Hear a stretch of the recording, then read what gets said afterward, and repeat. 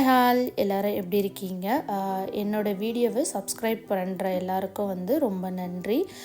இப்போ நாங்கள் எங்கே வந்திருக்கோம் பார்த்தீங்கன்னா, மார்னிங்கே 9 o'clock பாப்பாவுக்கு ஜிபி அப்பாயின்மெண்ட்டு இருந்தது. அதுக்காக தான் வந்திருக்கோம். நர்ஸ் பார்த்தீங்கன்னா பாப்பா வெயிட் போடலை, வெயிட் கம்மியாக இருக்கான்னு சொல்லியிருந்தாங்கல்ல, இங்கே ஜிபி கிட்ட செக் பண்ணிக்கலாம் அப்படின்னு சொல்லிட்டு தான் வந்திருக்கோம். இவங்க என்ன சொன்னான்னு பார்த்தீங்கன்னா, பாப்பா ஓகேவாக தான் இருக்கா, நல்லா ஆக்டிவாக இருக்கா, ஒன்றும் பிரச்சனை கிடையாது அப்படின்னு சொல்லிட்டாங்க. அப்படி ஏதாவது ப்ராப்ளம் அப்படி இருந்தால் இவங்க ஹாஸ்பிட்டல் ரெஃபர் பண்ணுவாங்க. இங்கே செக் பண்ணிவிட்டு அதுக்கப்புறம் நாங்கள் வீட்டுக்கும் கிளம்பியாச்சு.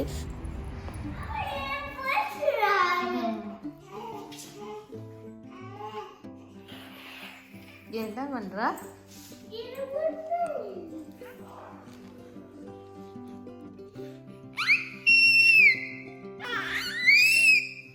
என்ன சவுண்டு உங்களுது?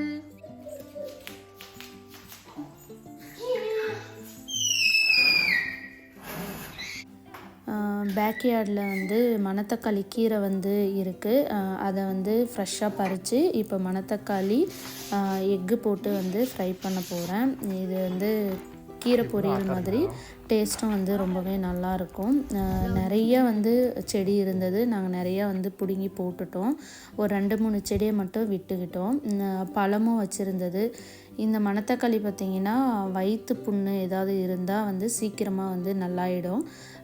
நம்ம ஊரில் சாப்பிட்டது. இங்கே நான் முன்னாடியே பார்த்துருக்கேன், ஆனால் பறித்து குக் பண்ணதில்லை. ஒரு ஃப்ரெண்டு அவங்க வீட்டில் மணத்தக்காளி கீரை கொடுத்தாங்க, அதை சாப்பிட்டோம். அப்போ இருந்து இதை நாங்கள் ரெகுலராக சாப்பிட ஆரம்பிச்சிட்டோம். இப்போ மணத்தக்காளி கீரை தான் பறிச்சுட்டு இருக்கேன். அதை பறிச்சுட்டு போயிட்டு எக்கு போட்டு ஃப்ரை பண்ண போகிறேன். அதுக்கப்புறம் தர்ஷி பார்த்திங்கன்னா பன்னிங்ஸ்லேருந்து நாங்கள் இந்த ஸ்ட்ராபெரி செடி வாங்கிட்டு வந்திருந்தோம். பழம் ஒரு 2-3 பழம் வச்சிருச்சு, ஆனால் பூச்சி சாப்பிட்ரும், இல்லைன்னா அந்த பழம் ஸ்ட்ராபெரியோட ஷேப்பே வேறு மாதிரி வரும். இப்போ தான் ஒரே ஒரு ஸ்ட்ராபெரி நல்லா வந்திருந்தது. இதை பறித்து கொடுத்தேன்.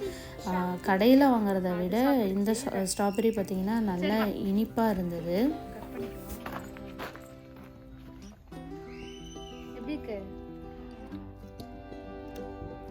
இனிப்பாக வருது.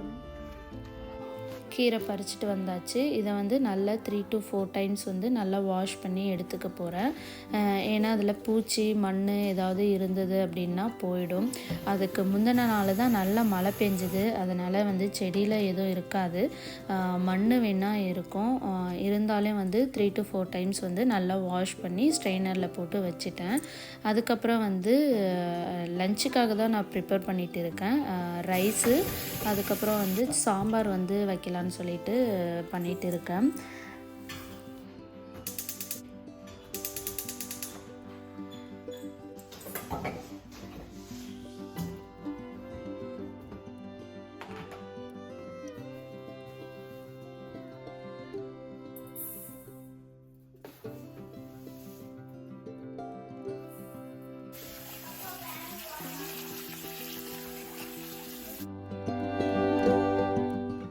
கத்திரிக்காய் சாம்பார் தான் வைக்க போகிறேன். இதை 2 நாளைக்கு சேர்த்து செய்ய போகிறேன். அதனால் நான் 3/4 கப்பு பருப்பு எடுத்துக்கிறேன். 3/4 கப்பு எனக்கு 2 நாளைக்கு வரும். ஏன்னா கீரை பொரியலும் பண்ண போகிறேன், கத்திரிக்காய் போட்டு சாம்பாரும் பண்ண போகிறேன்.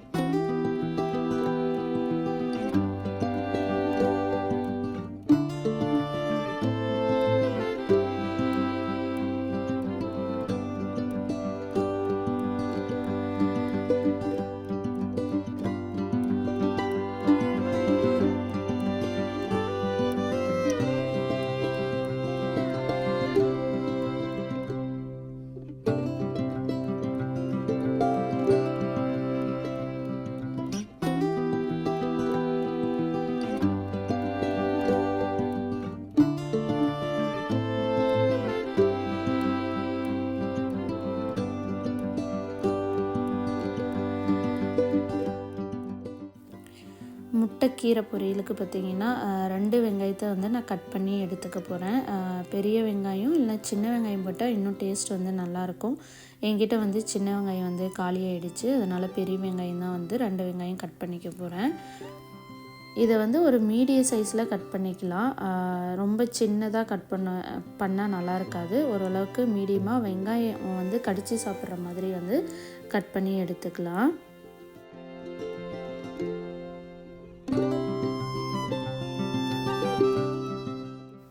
ரைஸுக்கு தண்ணியும் நல்லா கொதிச்சிருச்சு, அதனால் வந்து அரிசியும் ஆட் பண்ணிக்கலாம். ஒரு பக்கம் ரைஸ் வச்சுட்டேன், ஒரு பக்கம் சாம்பார் வச்சுட்டேன். அதுக்கப்புறம் கீரை பொரியலுக்கு வந்து ரெடி பண்ணிகிட்டு இருக்கேன். 4 எக்கு வந்து நான் எடுத்திருக்கேன். சாம்பாருக்கு பார்த்திங்கன்னா கத்திரிக்காயும் வந்து கட் பண்ணி வச்சுட்டோம், தண்ணியில் போட்டு வச்சுட்டோம் அப்படின்னா பருப்பு நல்லா வெந்த பிறகு கத்திரிக்காயை வந்து ஆட் பண்ணிக்கலாம்.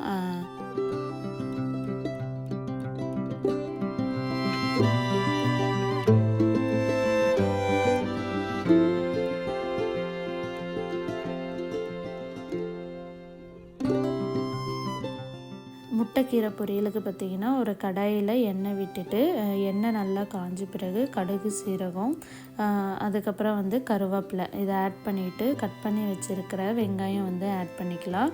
இது வெங்காயம் பார்த்திங்கன்னா ரொம்ப வதங்கணும்னு அவசியம் கிடையாது. ஒரு கண்ணாடி பதம் வந்த பிறகு நம்ம வந்து கீரையை ஆட் பண்ணி நல்லா வந்து வதக்கி எடுத்துக்கலாம்.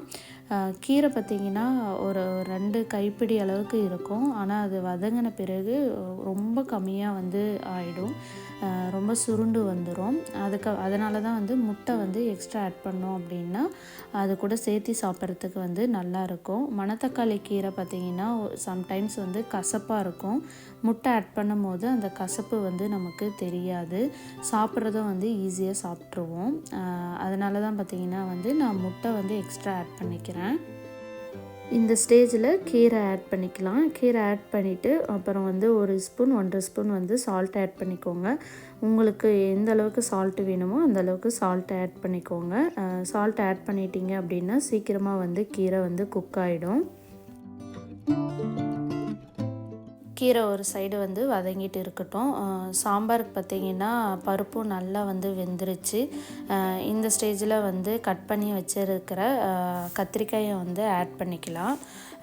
இந்த ஸ்டேஜில் கத்திரிக்காய் ஆட் பண்ணோம் அப்படின்னா கத்திரிக்காய்னா சீக்கிரமாக வந்து குக் ஆகிடும். அதனால தான் பருப்பு வேக வச்சுட்டு அதுக்கப்புறமா வந்து கத்திரிக்காய் ஆட் பண்ணுறோம்.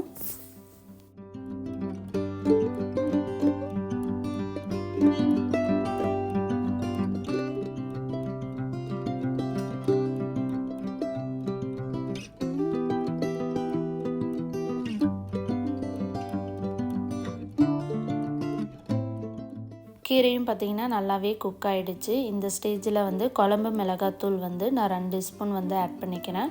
அதுக்கப்புறம் ஒரு பிஞ்சு மஞ்சத்தூள் ஆட் பண்ணிக்கோங்க. அதுக்கப்புறமா வந்து முட்டை 4 முட்டை வந்து ஆட் பண்ணிக்கிறேன். உங்களுக்கு இன்னும் கொஞ்சம் முட்டை வேணும் அப்படின்னா இன்னும் 2 முட்டை கூட ஆட் பண்ணிக்கலாம்.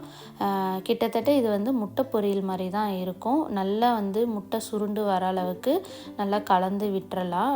கீரையில் வந்து இந்த முட்டை வந்து நல்லா கோட்டாகி இருக்கும்.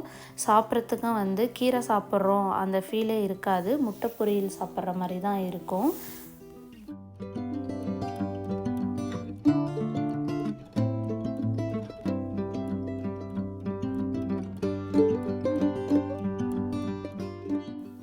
அவ்வளோதான், கீரையும் வந்து ரெடி ஆகிடுச்சு. இதை வந்து வேறு பவுலில் வந்து ட்ரான்ஸ்ஃபர் பண்ணிக்கிறேன். கடைசியாக வந்து கொத்தமல்லி இலை வந்து தூவிக்கோங்க. இல்லைன்னா கருவேப்பிலை வந்து கடைசியாக தூவினீங்கன்னா இன்னும் கொஞ்சம் நல்ல மணமாகவே இருக்கும். அவ்வளோதான், குக் பண்ணி முடித்தாச்சு. மீதி இருக்கிற பாத்திரம், வாஷ் பண்ணுற பாத்திரமெல்லாம் வந்து டிஷ் வாஷரில் லோட் பண்ணி வச்சிடலாம். எகெயின் ஏதாவது பாத்திரம் சேர்ந்துச்சு அப்படின்னா லோட் பண்ணிவிட்டு அதுக்கப்புறம் வந்து டிஷ் வாஷர் போடுறதுக்கு வந்து ஈஸியாக இருக்கும்.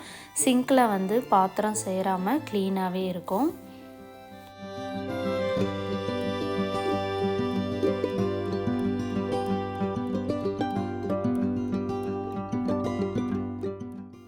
சாம்பாரும் பார்த்திங்கன்னா ரெடி ஆகிடுச்சு. அதை ஒரு வேறு பாத்திரத்தில் வந்து ஊற்றி வச்சிடலாம். ஊற்றும் போது கீழேயும் சிந்திருச்சு.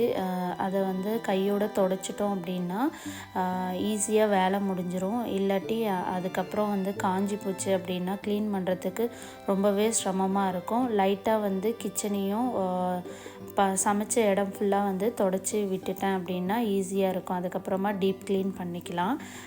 சாம்பாரையும் வந்து தாளித்து எடுக்கணும். அதுக்காக ஒரு பாத்திரத்தில் வந்து எண்ணெய் விட்டுட்டு கடுகு, கருவேப்பிலை, அதுக்கப்புறம் வந்து ஃப்ரை ஆனியன் வந்து நான் ஆட் பண்ணுவேன். ஃப்ரை ஆனியன் எதுக்கு ஆட் பண்ணுறேன்னு பார்த்தீங்கன்னா இந்த தாளிப்பு வடகம் போட்டு தாளிக்கிற வாசம் வரும், டேஸ்ட்டும் வந்து அதே மாதிரி இருக்கும். அதனால் கொஞ்சமாக வந்து ஃப்ரை ஆனியன் போட்டுட்டு தாளித்து விட்டோம் அப்படின்னா சாம்பாரும் வந்து நல்ல மணமாக வாசனையாக இருக்கும்.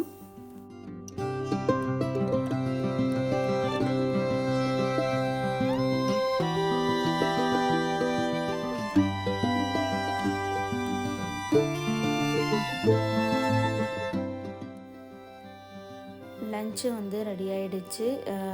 இதுக்கப்புறம் வந்து சாப்பிட்டுட்டு தம்பிக்கும் வந்து ஊட்டி விட்டுட்டு பாப்பாவுக்கு வந்து வேக்சின் போடுறதுக்காக கிளம்பணும். டைமும் ஆகிடுச்சு. 1:30க்கு வந்து அப்பாயின்மெண்ட் இருக்குது.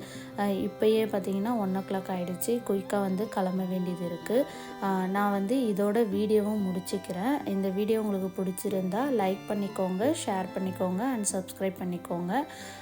நிறைய பேர் வந்து வீடியோ வந்து பார்க்குறீங்க, ஆனால் சப்ஸ்கிரைப் பண்ணலை.